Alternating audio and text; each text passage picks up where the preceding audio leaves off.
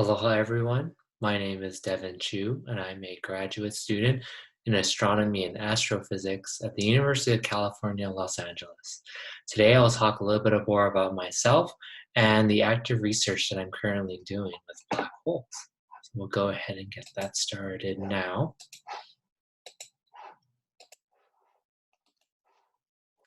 Okay, so I'll first begin by talking a little bit about myself. So I was raised in Hilo, Hawaii on the Big Island, and I became really interested in astronomy at a young age. I was very privileged to be able to participate in some really awesome science outreach activities, such as Future Flight Hawaii. I like a picture on the left here. I got to dress up as an astronaut, and then while as a public school student, I got to actually use telescopes provided by the Department of Education to do my own research in astronomy. And so it was like just really awesome to be able to grow up in Hawaii and have access to a really wonderful community that encouraged me to participate in astronomy. And very much it's very much a great honor to be able to do these things. And so after I went off to college and continued my studies in astronomy, I always found myself really loving to come back home and share what I knew with my community. So for instance, the image on the left here shows my work that I did with college students at the University of Hawaii at Hilo. And on the right shows me when I actually went back to my intermediate school of Hilo Intermediate and taught students about black holes and gravity. And so even though I'm now currently in Los Angeles, it's always been an honor of mine to come back home to Hawaii and just share the amazing science with the community. So this here is a picture of my research group, which is the UCLA Galactic Center group. So we're quite a big group here using primarily the Keck observatories here in the Big Island. And what we do is we actually conduct a lot of observations of the center of our galaxy.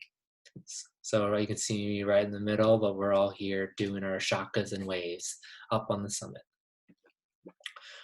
So our group primarily looks at the center of our galaxy, as I said before, with the Keck observatories.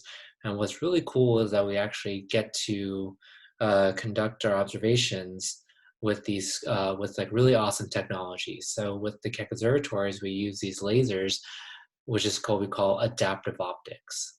And what adaptive optics allows us to do is it helps us peer through Earth's atmosphere to then see the stars and the region at the very center of our galaxy, which is really cool. In fact, if you're curious about what it's like to be observing, it's quite a lot of fun. So here's a picture of me and my colleague Anna. We're both here controlling the Keck Observatory and actually looking at the center of our galaxy. So this is something that we really enjoy doing. And for me, it's quite an honor and a privilege to be able to come back home and use Keck Observatory to actually conduct research. And so now I'm going to talk a little bit more about the science that I'm involved with. And to do that, we're going to take a journey to the center of our galaxy.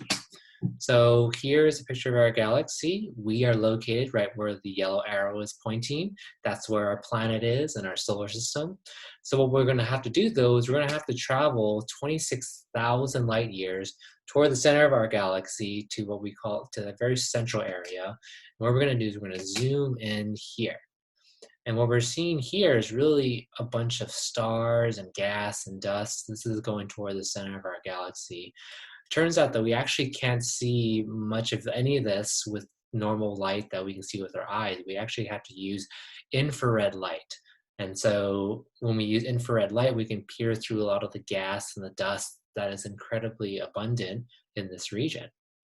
Now, even though we zoomed in quite a lot, we're going to have to keep zooming in more here. So let's go to the center here and zoom in again. So now we're getting closer to the very center of our galaxy. Now we're only dealing, we're really within the central light year of our galaxy. And you can see there's quite a lot of stars here. But that being said, we're not fully done yet. We're going to have to keep looking even closer now to get to the area of interest that I'm really particularly studying right now. So let's do one more zoom. And all right, so now we are incredibly close. We are now within 0.13 light years of the center of our galaxy. So this is here what we call, these are stars that are actually moving at the center of our galaxy. It's really interesting that over the years, we've seen these stars move incredibly quickly. And in fact, we're finding that they're actually orbiting something. And it turns out what they're orbiting is, in fact, a supermassive black hole. And it's interesting that it's interesting that we found this to be a supermassive black hole through a few ways. First is that these stars seem to be orbiting something very, very massive and something that doesn't seem to be emitting its own light. And using basically Newton's laws of gravity, we can figure out that whatever this is, or whatever these stars are orbiting, must be incredibly massive, yet it's not emitting a lot of light.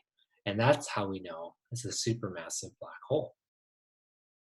So for some facts about a supermassive black hole, and to put it into context, it weighs 4 million times than our sun. It's 4 million times heavier than our sun. For some context, our sun makes up 99.97% of all of the mass in our solar system. So much heavier than Earth and much heavier than all of our planets combined. Yet the supermassive black hole weighs 4 million times that. So it's really cool, incredibly heavy. What's interesting is that we also think that most other galaxies actually have supermassive black holes at their centers.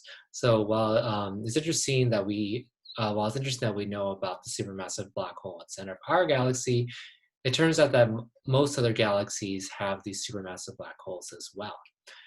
In fact, for those of you that are familiar with Pōwehi, which was in part discovered by telescopes here on Maunakea, Pōwehi is actually a very, very massive supermassive black hole, and actually weighs 1,000 times more than our supermassive black hole. So while our supermassive black hole is quite large and quite heavy, it's not at the same level as Pōwehi. Now, in particular, I'm really interested in the stars around the black hole. And what's interesting for over the course of our studies and research is that we found that most of these stars have actually formed very recently, which is quite interesting. And because that's the case, astronomers like myself, we need to figure out how can stars actually form around a supermassive black hole. For us, our understanding of star formation doesn't work very well when a supermassive black hole is involved, because a supermassive black hole has quite a lot of gravitational pull, and it can be very disruptive. We don't think that stars can form in a quote normal way around a supermassive black hole.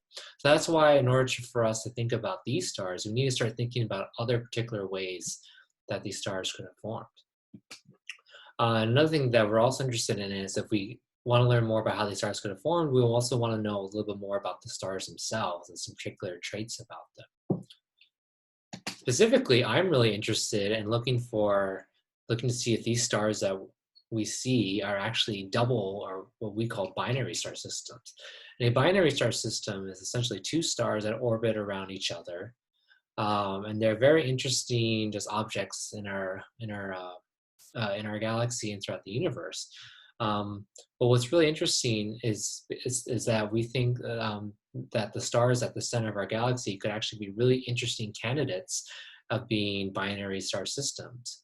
And essentially, one thing that we can say is that if we're actually able to find if any of these stars are binary systems or not, we can learn a lot more about how stars form around a supermassive black hole, and how star formation can work in such extreme environments, such as the center of our galaxy. So this is a particular area of interest that I'm really excited about, and something that I'm working on for my graduate student studies. So it's been a wonderful pleasure to be able to talk to you about my studies. And I just want to say mahalo nui loa, and thank you so much for allowing me to take part in the Black Holes Week. And I just hope everyone is doing well and staying safe in this time. And again, yes, thank you so much for listening, and I hope we had a wonderful time. Aloha.